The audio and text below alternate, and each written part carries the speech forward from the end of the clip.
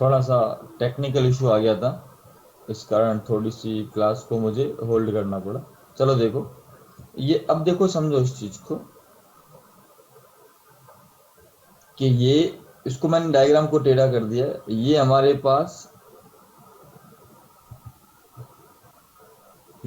पास ए पृष्ठ है और ये बी है।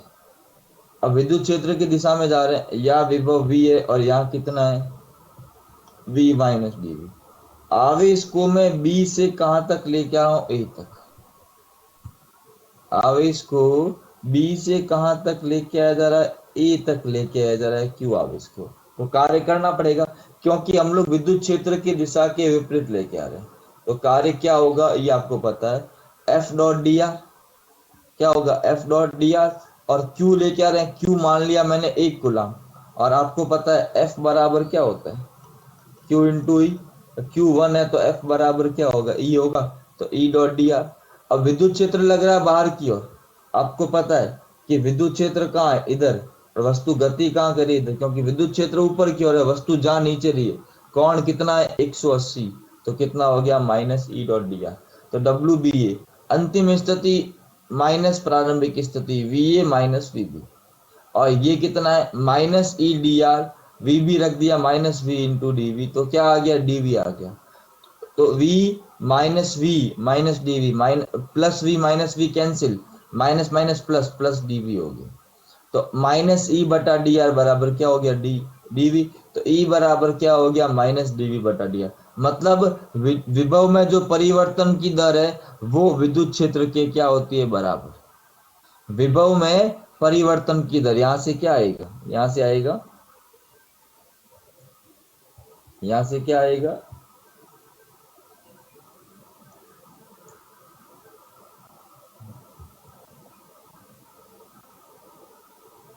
यहां से आएगा विभव में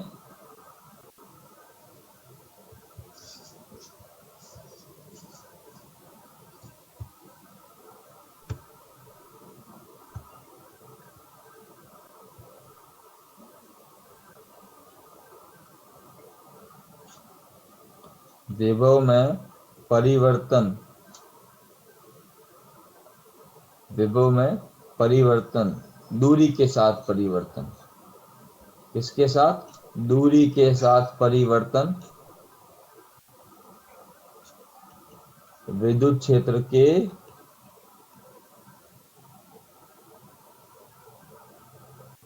बराबर होता है।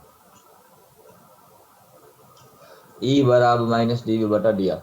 ऋणात्मक चिन्ह बताता है कि विद्युत क्षेत्र की दिशा में विभव क्या होता है, घटता है। विभव में क्या होती है, कमी होती है।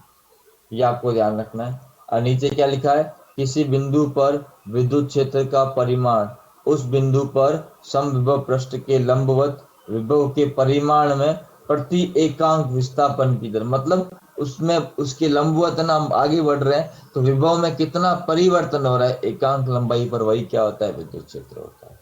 तो ये पूरा पूरा आप इसका क्या करें, स्क्रीनशॉट ले लें।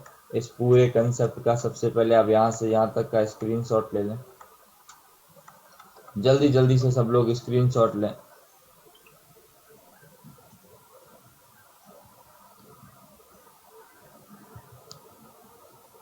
जल्दी जल्दी से सब लोग स्क्रीनशॉट ले लें। अब नीचे आ जाए, थोड़ा नीचे आ जाए, इसका स्क्रीनशॉट ले लें सब लोग जल्दी जल्दी से।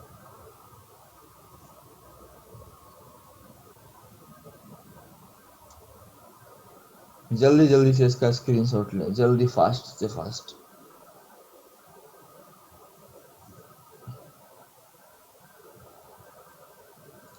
ठीक है, अब आगे बढ़ते हैं।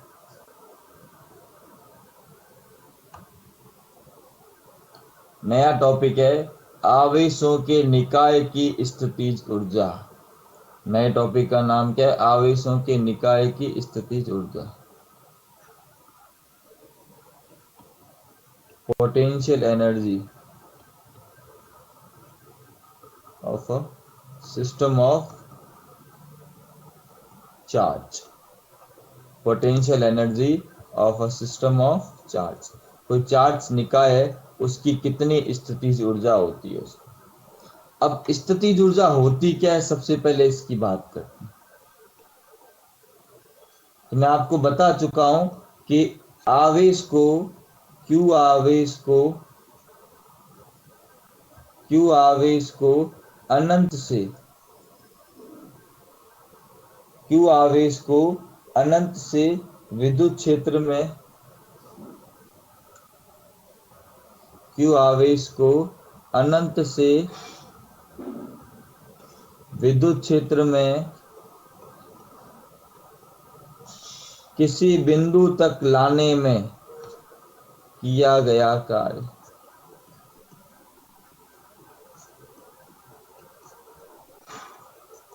क्या कहलाता है, विद्युत स्थितिज ऊर्जा कहलाता है। इसको कहते हैं इलेक्ट्रिक पोटेंशियल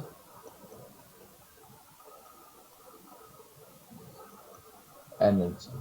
तो ये आपको ध्यान रखना है, इसको क्या कहते हैं, इलेक्ट्रिक पोटेंशियल एनर्जी। अब यहाँ पर हम बात कर रहे हैं आवेश निकाय की। किसकी, निकाय की। निकाय का मतलब जहां पर, निकाय का मतलब होता है सिस्टम जहां पर दो या दो से अधिक चार्ज हो। कितने हो, दो या दो से अधिक आवेश हो। दो या दो से अधिक आवेश हो, उसे ही हम लोग क्या कहते हैं, निकाय कहते हैं। अब हम बात करते हैं दो आवेश के निकाय। अब एक आवेश है इस बिंदु पर, एक आवेश है इस बिंदु पर। अब ऐसा तो है नहीं कि आवेश पहले से ही, हमें इनको क्या करना पड़ेगा, समझो। ये एक बिंदु ए है और एक बिंदु बी है, इस पर Q1 आवेश लाना है, इस पर Q2। हम लोग क्या करेंगे, सबसे पहले अनंत से आवेश यहाँ लाएंगे Q1, फिर अनंत से आवेश यहाँ लाएंगे Q2। अब जब पहला आवेश लाएंगे तब तो कोई कार्य नहीं करना पड़ेगा, क्यों, क्योंकि यहाँ पर और कोई आवेश है नहीं, ये था नहीं, बाद में लाया हूं। पर जब मैं दूसरा आवेश लाऊंगा, पहला आवेश के कारण उसके ऊपर क्या लगेगा, बल लगेगा, ये अपना विद्युत क्षेत्र बनाएगा, तो हमें क्या करना पड़ेगा, कार्य करना पड़ेगा। देखो, दो बिंदु आवेश Q1 Q2 जिनकी स्थिति सदिश कितने R1 R2 है, इनके बीच की दूरी R12 है। ठीक है, मान लीजिए पहले हमें आवेश Q1 को अनंत से बिंदु P तक लाना है।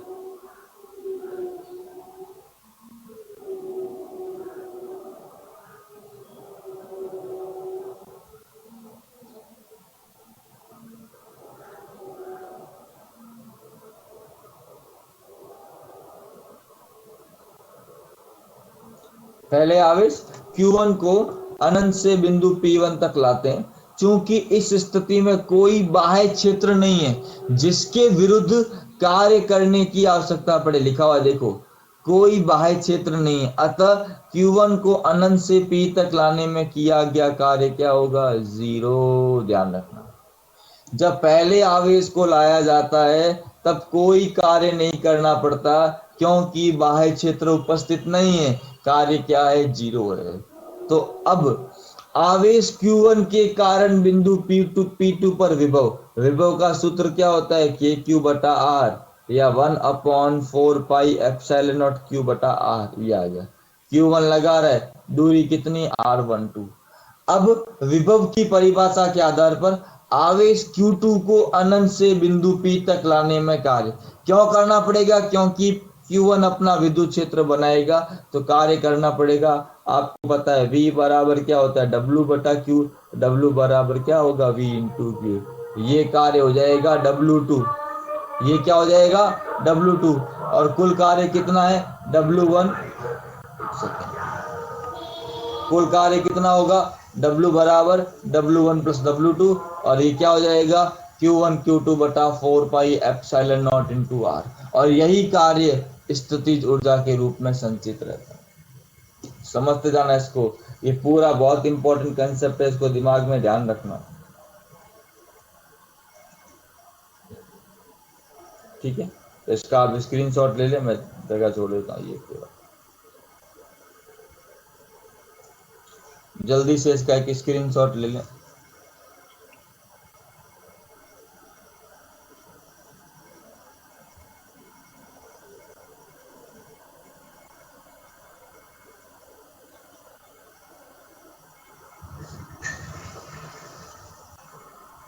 जल्दी से इसका स्क्रीनशॉट ले, जल्दी ले।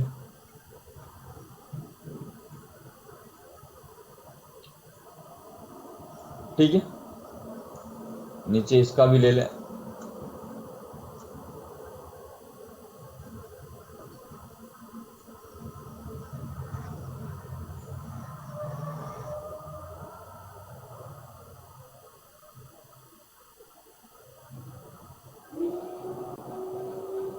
ठीक है,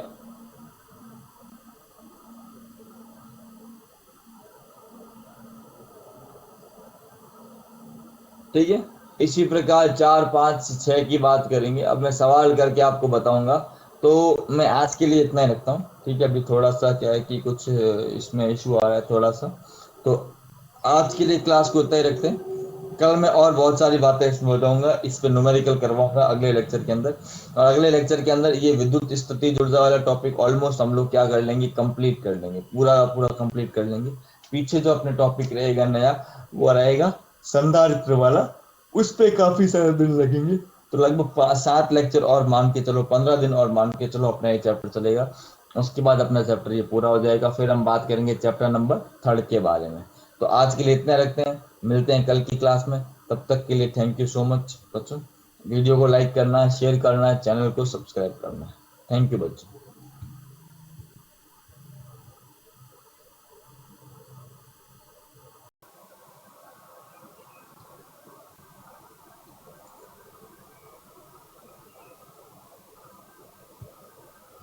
हेलो, गुड मॉर्निंग फ्रेंड्स। बाल मंदिर के इस यूट्यूब चैनल में आपका स्वागत है। फ्रेंड्स, आज हम लोग बात करने वाले न्यू टॉपिक। टॉपिक का नाम है विद्युत क्षेत्र तथा विद्युत विभव में संबंध। तो अपना जो टॉपिक है अपने सामने है, relation between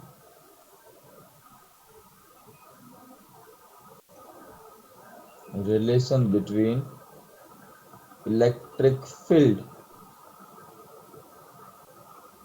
and electric potential. इनमें क्या संबंध होता है, हमें कैलकुलेट करना है। ठीक है, थोड़ा सा इम्पोर्टेंट भी है। यहाँ पर हम कुछ बातें भी आपको मैं बताने वाला हूँ इस चैप्टर से रिलेटेड। तो स्टार्ट करते हैं। देखो, हमारे पास दो अलग अलग प्रश्न हैं। एक प्रश्न है जिसपे विभव है v, और एक है जिसपे v माइनस डेल्टा v। ठीक है, अब ये दो अलग अलग प्रश्न है, दोनों पे हमको कुछ ना कुछ विभव क्या है दिया हुआ है, ध्यान रखना। हमेशा ये चीज मैंने आपको कल एक नोट भी करवाई थी। यहाँ पर एक चीज बताने जैसी है, वो क्या देखोगे,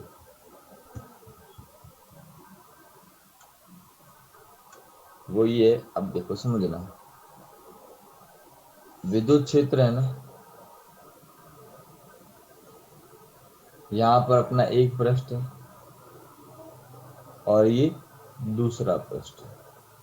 इधर विभव v1 है, इधर क्या है v2 है। तो v1 v2 से हमेशा क्या होगा, ज्यादा होगा। तभी तो इसने क्या किया है, एक पृष्ठ लिया जिसका विभव कितना है v, एक पृष्ठ लिया जिसका विभव कितना है v है। ठीक है, और इसके ऊपर हमने लिया v माइनस dv। ये देखो, विद्युत क्षेत्र की दिशा में आगे बढ़ रहे हैं। ये विभव v है, तो यहाँ कितना हो गया, v माइनस dv। मतलब यहाँ से ये चीज क्लियर है कि va is greater than vb। अब मैं क्या कर रहा हूँ, आवेश को लेके जा रहा हूँ। यहाँ dv विद्युत क्षेत्र E की दिशा में v में परिवर्तन, विद्युत क्षेत्र की दिशा में आगे बढ़ रहे हैं तो v में परिवर्तन। माना दोनों पृष्ठों के बीच की दूरी, a और b के बीच की दूरी कितनी है, dr। ए और बी के बीच की दूरी कितनी है, डी आर है। यदि एकांक आवेश को विद्युत क्षेत्र के विरुद्ध पृष्ठ बी से ए तक लाया जाता है, बी से ए तक ला रहे हैं किस आवेश को, एकांक को। इसको अगर मैं डायग्राम को यहाँ बनाऊं,